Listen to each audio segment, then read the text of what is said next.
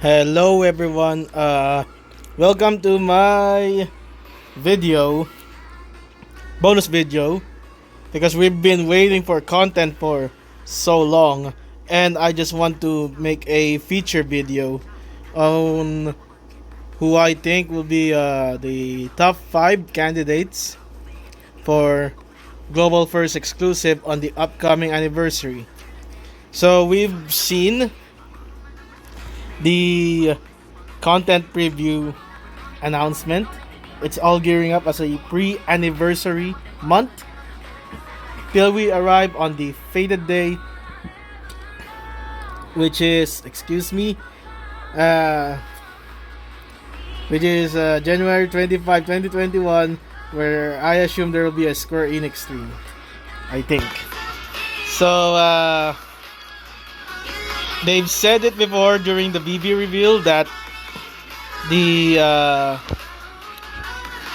Global First exclusive LD will come on anniversary. So here are my bold predictions, my opinions on who will be getting the LD first in Global, who will arrive.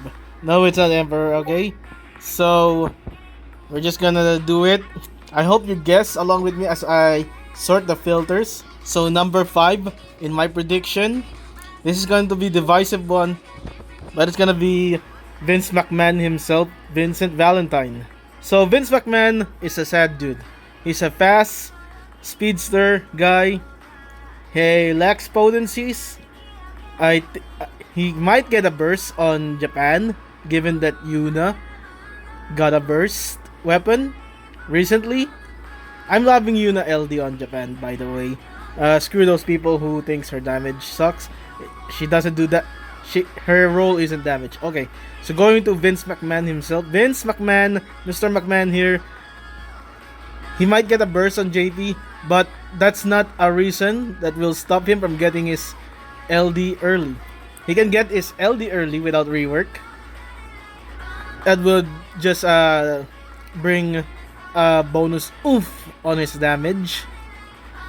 Remember, VV got his LD, and the truth is, in JP, he will get an LD and a rework. So Vincent might get an LD, no rework, and no burst.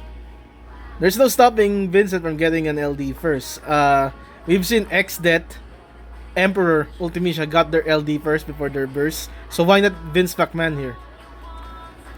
Pretty simple, right? So Vincent, my number 5 pick. So for my number 4 pick, we're going to Final Fantasy 9.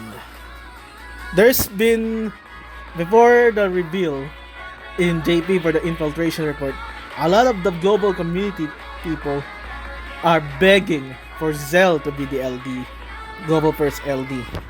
Well, Zell is getting his LD and rework on the Zand Lost chapter. So, who was shafted? None other than Aiko. So, my number 4 pick is Aiko LD as the GL first anniversary. Why Aiko? She's still viable, guys.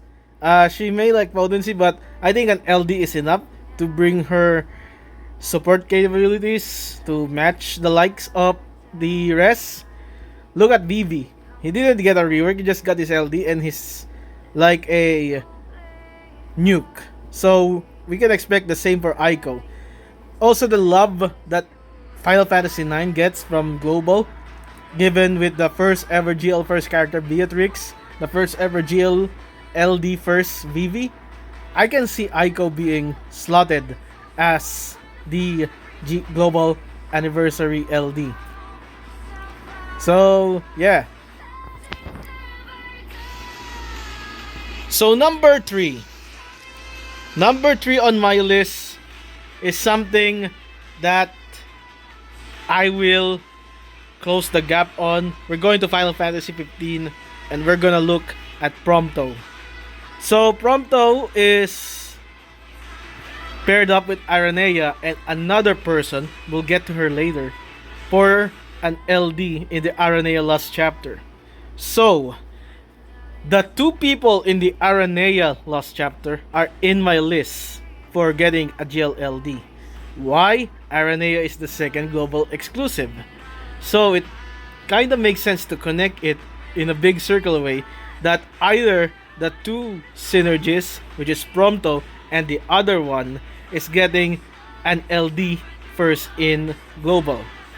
So I put the 50-50 and I put it on my list. Prompto number 3 on my list due to the fact that like FF9, FF15 is getting lots of love and Prompto is the only one left without an LD in the Choco Bros, Arden and Aranea.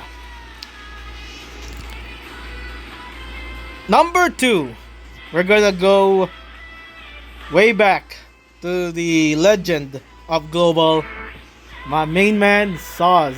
Soz LD is my penultimate choice for the GLLD first. He doesn't need much. He doesn't need to rework, but so it's fine. If he gets an LD, it's fine. I'm seeing Soz here because he was the GL legend. He is not slated in any event in Japan, as far as I'm concerned. That violates the rules of being a synergy in Lost Chapter, being synergy in event. It was just synergy for a summon board. So Saz is more likely to be a global LD first. So if he does, he's already good now. He's just going to be better. And I kinda like that. So my ultimate bet for GLLD first, number 1 pick is from Type 0. I know guys. Rem. So why Rem? First of all, why Vivi? Why Vivi was released near Warrior of Light? Because Vivi and Warrior of Light are the first 2 characters you get in DFFOO. And to complete the big 3, you have Rem. Rem is one of the synergies for the Aranea Lost Chapter, along with Prompto. So I took the 50-50 of Prompto and Rem, put it on the list. So, Rem. Yeah, I know she doesn't need much, but if she gets an LD, I bet it's like the same firepower Porum got, where she follows up or something based on gravity, because she is the most passive character that can be done. Also, it makes sense since Vivi, Warrior of Light, and Rem are the first 3 characters. If there will be a banner that will be released, it's also the same Vivi, Warrior of Light, and Rem with their LD reprints and the LD first, and that will help newer players get into the game much easier. It will help attract newer players to Opera Omnia.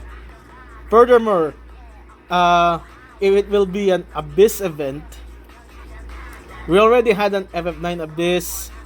What we need was an FF13, and I consider Abyss as to be the event link, so because that is the only GL exclusive event map currently given to us. So for that, we can have either an FF13 Abyss, a Final Fantasy 15 Abyss, and a Type 0 themed Abyss. Type 0 has a huge cast, a massive cast of characters that can be candidates for an Abyss. So yeah, for me, Rem will be the global first exclusive LD, global first LD in the anniversary. So number 5 is Vince, number 4 is Aiko, number 3 is Prompto, number 2 is Saz, number 1 is Rem. So that is my thoughts. Let me know in the comments below your top 5 bets for the global first LD, and see you guys next time. Advance Happy New Year.